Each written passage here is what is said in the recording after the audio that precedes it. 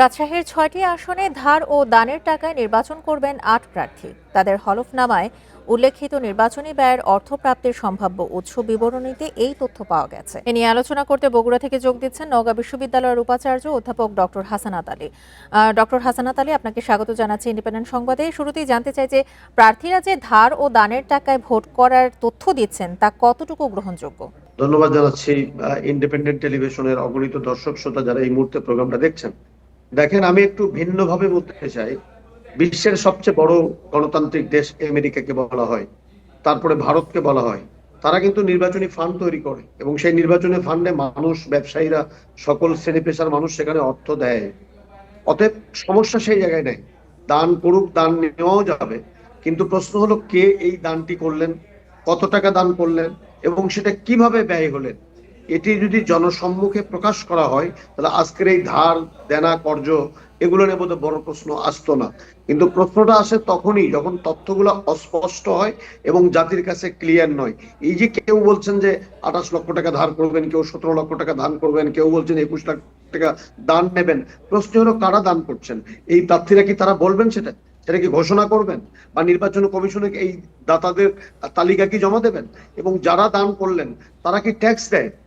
এই যে দানের টাকাটা দিলেন, এই টাকা তো যিনি দান করছেন তাকে তো ট্যাক্স দেওয়ার কথা।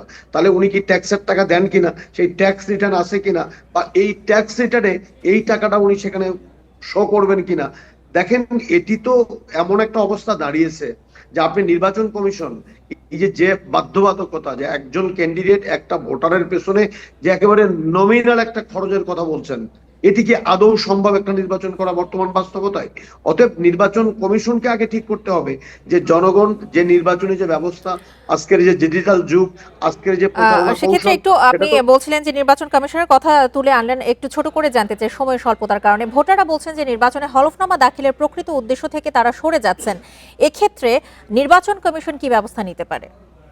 দেখেন, নির্বাচন কমিশনের সবচেয়ে বড় কথা হলো যে আমাদের দুর্নীতি দমন কমিশন এই যে তথ্যগুলো দিচ্ছে, তারপরে 3 বছর আমরা দেখছি যে তথ্যগুলো বেড়ে যাচ্ছে, অর্থের পরিমাণটা বেড়ে যাচ্ছে অনেক গুণ।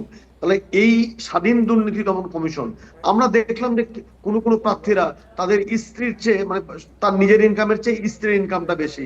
আমার দুর্নীতি দমন কমিশনকে তাকে কষ্ট করেছে, বা নির্বাচন কমিশনকে জানতে চেয়েছে যে আপনার স্ত্রী একজন গৃহিণী, তার ইনকাম কি করে একজন বাড়ির কর্তার চেয়ে ইনকামের চেয়ে বেশি হয়, কোনো কিছু না করে।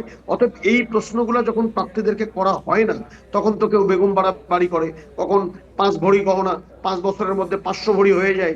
অতএব এগুলো যদি জবাবদিহিতার আওতায় আসতো এবং দুর্নীতি দমন কমিশন বা জি। আমাদের যে এনবিআর আছে, এই ট্যাক্স যদি সেখান থেকে যদি চার্জ করতো, তাহলে আজকে যে অসততার আশ্রয় প্রার্থীরা নিচ্ছেন, সেই অসততা নিতে কিন্তু হাজার বার একেবারেই বোঝা যাচ্ছে যে এই বিষয়টার সঙ্গে বৈধ অবৈধ অনেক বিষয় জড়িত। ডক্টর হাসানাত আলী, আপনাকে অসংখ্য ধন্যবাদ আমাদেরকে সময় দেবার জন্য।